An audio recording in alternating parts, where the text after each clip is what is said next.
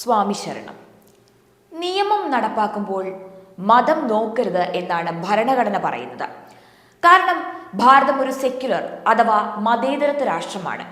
കുറ്റം ചെയ്യുന്നവൻ ആരായാലും നിയമത്തിന്റെ മുന്നിൽ സമാനരാണ് എന്നും അവരെ ഒരേപോലെ കണ്ട് ശിക്ഷിക്കണമെന്നുമാണ് ഭാരതത്തിന്റെ നീതിന്യായ വ്യവസ്ഥ പറയുന്നത്. പക്ഷേ കേരളത്തിലെ ചില സർക്കാർ വകുപ്പുകാർക്ക് മതം നോക്കി മാത്രമേ നിയമം നടപ്പിലാക്കാൻ അറിയുകയുള്ളൂ എന്നുള്ളതാണ് യാഥാർത്ഥ്യം എന്ന് പറയാതെ വയ്യ. ഏതെങ്കിലും തരത്തിൽ കുറ്റം ചെയ്യുന്നവൻ ഹിന്ദുവാണ് എങ്കിൽ അവനെ തൂക്കിക്കൊല്ലും. ഇതര മതസ്ഥരാണ് എങ്കിൽ അവർക്ക് സുഖചികിത്സയും നൽകും. അതാണ് കേരളത്തിലെ കാക്കിയിട്ട വകുപ്പുകാരുടെ ഒരു രീതി. ഒരു ഉദാഹരണം നമുക്ക് ഈ വീഡിയോയിൽ നിങ്ങൾക്ക് കാണാൻ സാധിക്കും. ശബരിമലയിലേക്ക് പോകുന്ന കുറച്ച് അയ്യപ്പ ഭക്തന്മാർ അവർ സഞ്ചരിക്കുന്ന സാധാരണക്കാരുടെ വാഹനമായ ഓട്ടോറിക്ഷയിൽ ചെറിയൊരു ക്ഷേത്രത്തിന്റെ മാതൃകയൊക്കെ വെച്ച് ചെറുതായിയൊക്കെ ഒന്ന് അലങ്കരിച്ച ശബരിമലയിലേക്ക് യാത്ര തിരിച്ചു. ശരണം വിളിച്ച് മലയ്ക്ക് പോകുന്ന വഴി റാന്നിക്കടുത്ത് ലാഹയിൽ വെച്ച് നമ്മുടെ മോട്ടോർ വാഹന വകുപ്പ് ഏമാന്മാർ ഈ കൊടും കുറ്റവാളികളെ അങ്ങ് കണ്ടുപിടിച്ചു.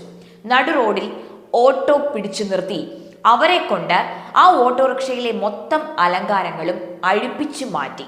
പോരാഞ്ഞ് 5000 രൂപ ഫൈനും അടിച്ചാണ് അവരെ ശബരിമലയിലേക്ക് വിട്ടത്.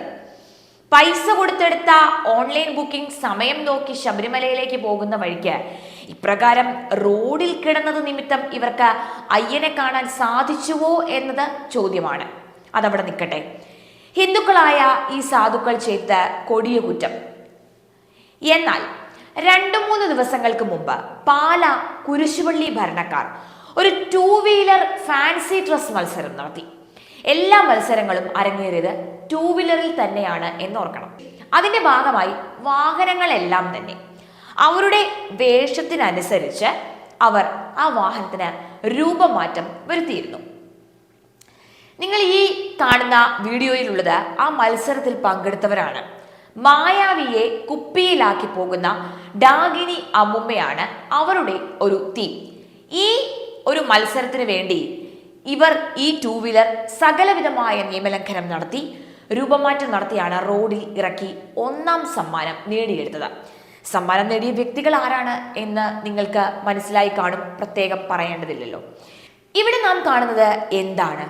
ശബരിമലയിലേക്ക് പോകുന്നതിനായി ക്ഷേത്രത്തിന്റെ മാതൃക വച്ചതിന് സ്പോട്ടിൽ തന്നെ MVD ഉദ്യോഗസ്ഥർ അത് അഴിപ്പിച്ചു മാറ്റി ഫൈനും അടപ്പിച്ചു.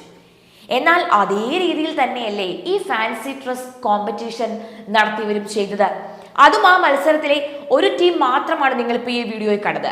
ഇതുപോലെ എത്ര ടീം അവിടെ മത്സരിച്ചിട്ടുണ്ടാകും? അവരെല്ലാം ഇതേപോലെ വാഹനങ്ങളിൽ ഇതുപോലെ അല്ലെങ്കിലും ചെറിയ രീതിയിലെങ്കിലും രൂപമാറ്റം വരുത്തി കാണില്ലേ?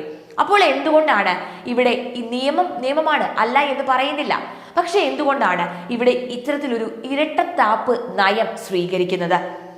അവരെ യാതൊരു മോട്ടോർ വാഹന ഉദ്യോഗസ്ഥരും കണ്ടില്ല, പോലീസേമാന്മാരും കണ്ടില്ല. കണ്ടാൽ തന്നെ അവരെ യാതൊന്നും ചെയ്യില്ല. കാരണം എന്താണ്? ഈ ഫാൻസി ഡ്രസ് മത്സരം നടത്തിയത് പള്ളിക്കാരും സമ്മാനം നേടിയത് പള്ളിക്കാരും ഈ വണ്ടിയുടെ രൂപമാറ്റം നടത്തിയതും അവർ തന്നെ ആയതുകൊണ്ടാണോ? ഇത് ഞങ്ങൾ ചോദിച്ചു പോകുന്നതാണ്. ഇതാണ് കേരളത്തിലെ ഹിന്ദുവിന്റെ ഇപ്പോഴത്തെ നിലവിലെ അവസ്ഥ എന്നതുകൊണ്ട്. ഹിന്ദുവിന് ഒരു നിയമവും മറ്റുള്ളവർക്കെല്ലാം മറ്റൊരു നിയമവും.